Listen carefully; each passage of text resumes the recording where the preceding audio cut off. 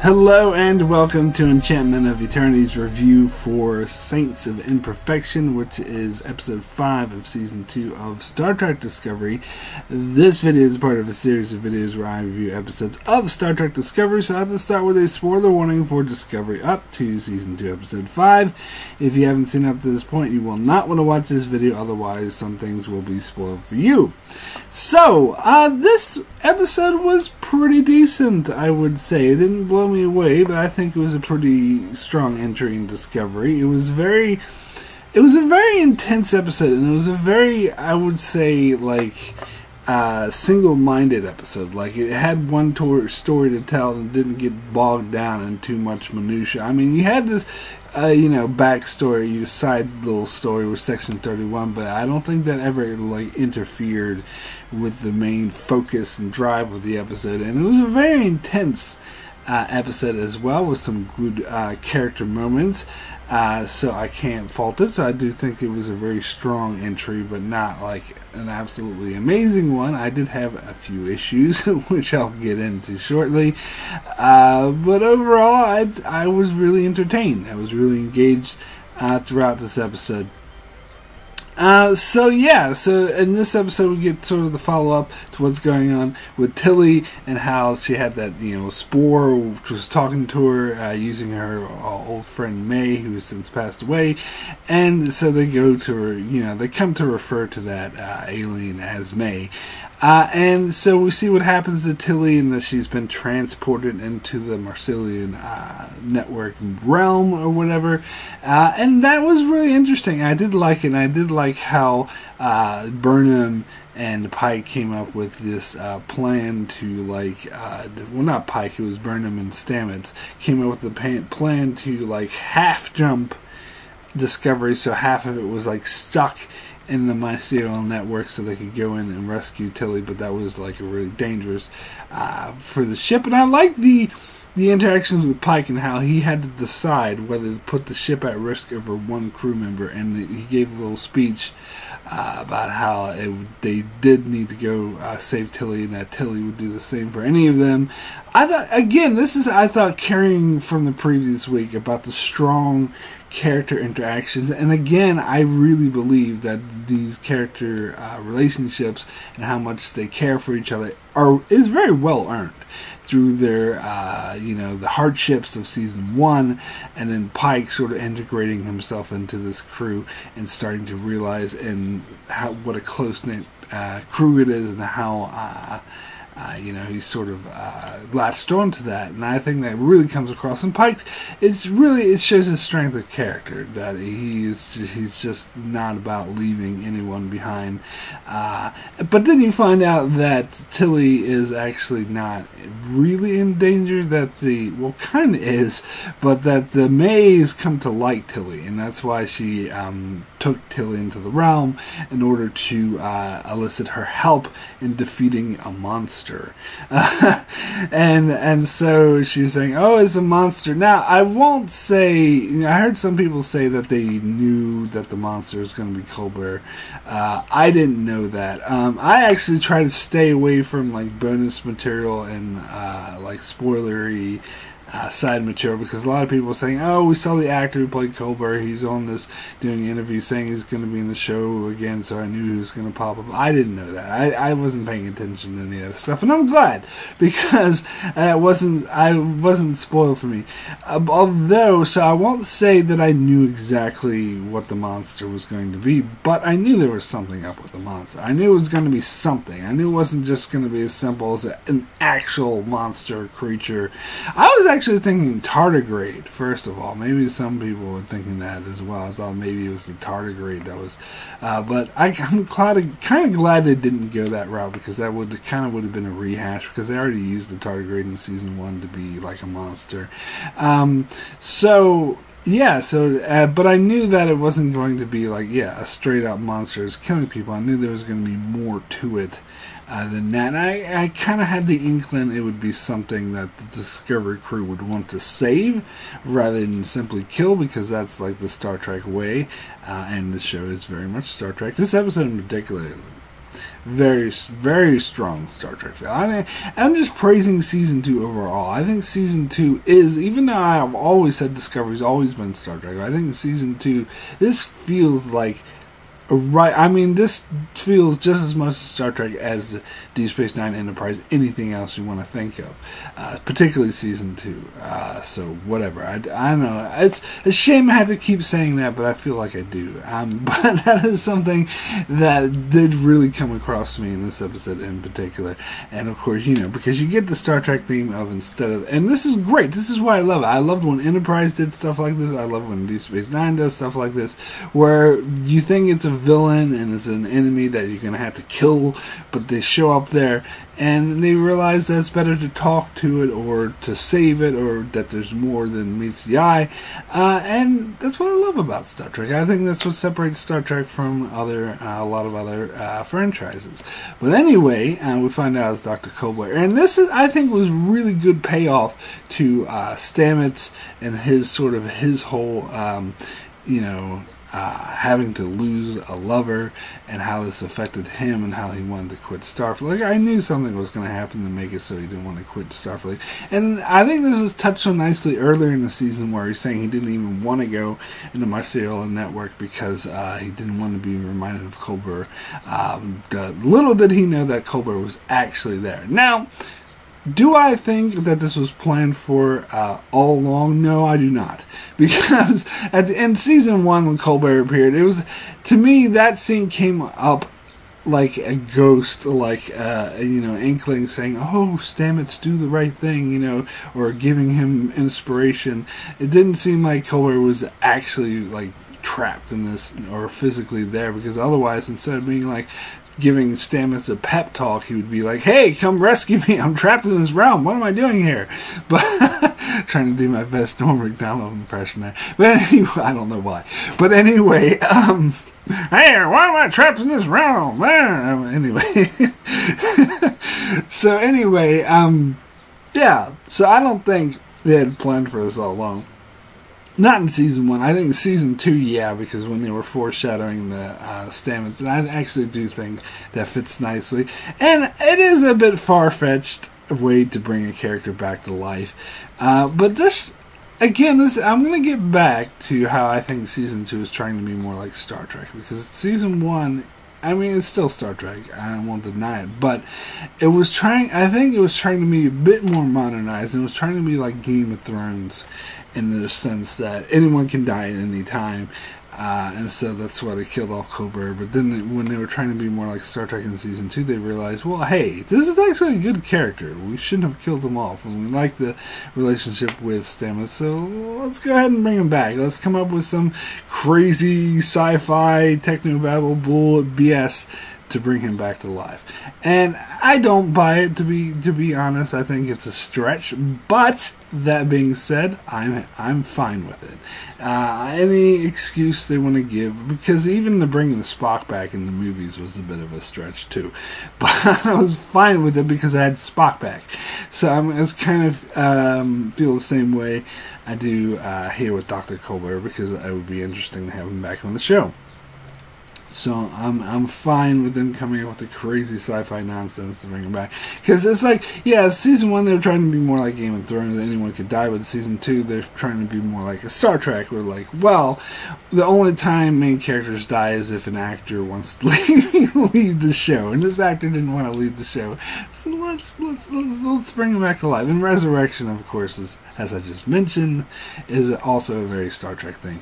But anyway, so yeah, so I did really enjoy that. And it was really, as I said, it was a really intense storyline. I like how there was a ticking clock that was ever present. Although, I will say at times it got a tad bit annoying, because you went to the bridge and like the thing was taking over the bridge and people were dying and the ship was about to be destroyed, and you cut back to Tilly and Michael Burnham, and they're just standing there talking, "Oh, maybe we should save it." I was like, "Get your asses moving, Jesus Christ." You're just sitting around talking, "Oh, I don't know, maybe May, how can we do this?" So like, your ship's about to be destroyed, dumbasses. So that was kind of a bit frustrating, but I did like the ticking clock and the scenes with you know, the Discovery in danger. Like it was again. No one, even Discovery haters, can't fault Discovery for the visual effects. The visual effects are amazing, and like seeing that moment of Discovery like half stuck, and it looked like it was like really like in the ocean, like it was sticking out of the water, but really it was like you know, the mycelial network. That looked really cool. So I very much enjoy you know, that storyline. Oh yeah, and one more thing I wanted to mention is that I think because last week I talked about the mycelial network and the spore drive and how they weren't going to use it anymore because it was damaging to this alien race. But now it appears to be, and I'm not entirely clear about this, but I'm pretty sure it appears to be the case that they came up with a different explanation of why the spore drive isn't used in the future in the original series or Next Generation times, and it's because they're flat out closing the door, and this flat out won't work. Although they weren't very clear, but they did. That's the impression I got, because I had the scene where May was like, "Oh, if we do the thing, if we teleport Culber, then the door will be closed." And then Tilly and May were saying their goodbyes, and like, "Oh, maybe one day we'll be able to meet again." So that to me says that the spore drive is gone, that they can't enter the mycelial network anymore. That's closed off to them. Again, they didn't say anything particular like, "Oh, we're not going to be able to use the spore drive anymore." But that's the concept I got, because why would Tilly be saying these long goodbyes to May and say, "Whoa, maybe one day we can meet again"?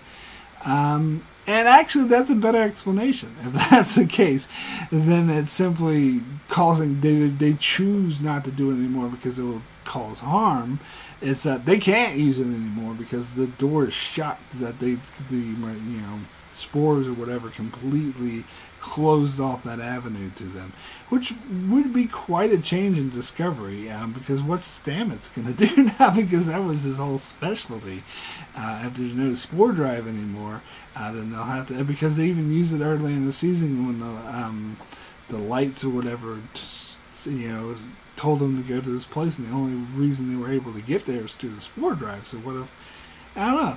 So I hope they're a bit more clear on that in the next couple episodes, but I do get the impression that the spore drive is no more, that it's closed off, which I hope this is the case, honestly, because that would make perfect sense. All these people complaining about, "Oh, it doesn't want no spore drive in Voyager." But I was never that concerned about it, because I was always assumed that they would give us an answer before the end of Discovery of why there's no spore drive in the future. And if this indeed is the answer, then I think it's quite a good answer. Just me. So now let me get to the other storyline I didn't enjoy quite so much, and that's Section 31. Again, like when they were first introduced in episode 3, I was like, this is kind of cheesy, and I haven't really changed my opinion on that. First of all, I know this is more of a fault of previous Star Trek shows that established Section 31, but their outfits are ridiculous.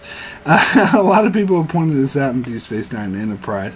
It looks particularly ridiculous in Enterprise, where they had like an older like man in the 60s, the kind of, you know, person you would think would be involved in an intelligence agency, but he's dressed in his black leather, and he just looked so out of place and ridiculous. And if they're trying to be like covert and spies, and you know, if you're anything intelligence agency or spying, they want to not be noticed. That's the whole point of being a spy. You want to be inconspicuous, and having these black leather things that stand out like crazy is totally goes against the point. But as I said, that was an issue because it was first established with Sloan in Deep Space Nine to make him look cool on Sloan. But again, it's just like, yeah, that's bad costuming. That's, I mean, for all the things that, because Discovery's totally changed the aesthetics of a lot of Star Trek, and a lot of people complained about it. I don't mind so much, except for the Klingons. Fuck that change. But for most of the aesthetics change, changed, I don't mind. And so the one thing they decide to keep is the one that's actually should have been changed. It's a Section 31 look. I mean, is there any aesthetics or costuming change that you can make? That's where you want to do it, and yet they decide to go the same kind of, I mean, it's not exactly the same, but the same general, like, leather, strapped in leather. It's just ridiculous. But, so that, honestly, that doesn't help. That comes off as a bit cheesy to me. But I'm not too thrilled about seeing Giorgio back in this show. I think the scenes between, I mean, I love Michelle Yeoh. She's a great actress, don't get me wrong. But the scenes between her and Burnham were, you know, I don't know, I kind of liked at first, like, how Burnham, everyone, like, had their phasers drawn when they thought it would be Spock. By the way, I didn't appreciate that fake out, but that I saw coming, mainly because of the previews, but I knew it wasn't going to be Spock, that was going to be Giorgio who walked out. But, it was, I did kind of like how everyone had their phasers drawn, but they put them down as soon as they saw Giorgio, but Burnham didn't. She's like, no, fuck that. And I love how there's like that tension there between them. But I just don't buy, like, I don't know, she just comes off as too much as a mustache twirly villain, and that's kind of an issue I have with the Mirror Universe in general. And so they keep this character around, and they kind of just glossed over the fact that the Section 31 dude, I can't remember his name, but the guy who's in charge, that he actually knew that she was from the Mirror Universe, but didn't really care, which is in keeping with Section 31, to be fair. But they didn't really touch on this as much to my satisfaction. The whole thing with Ash Tyler and bringing him back, I'm glad they brought Ash Tyler back. I think it would be interesting to see him on Discovery, but I don't think they did a very good job at doing it. He kind of just like, oh, here's our liaison, he's here. And for this episode, he was just like standing around. Whenever he said something, Pike's like, shut up. You talk when I tell you to talk. And I mean, again, I guess I can kind of see how Pike was pissed with Section 31 maybe at the end when they made nice and shook hands that maybe he'll be nicer to Ash Tyler in the future, but that was still a bit annoying. Like, why even have him there? And you think that, and the scenes between him and Burnham were probably one of my favorites in part of season 1, and I don't think they followed up that much as they should have in this one episode. And also, I just don't, Ash Tyler didn't have anything to do. He was just standing around looking pretty. I mean, I think that he would, you know, he knew Tilly, he was friends with Tilly. I think he should have been like more active and involved, but whatever.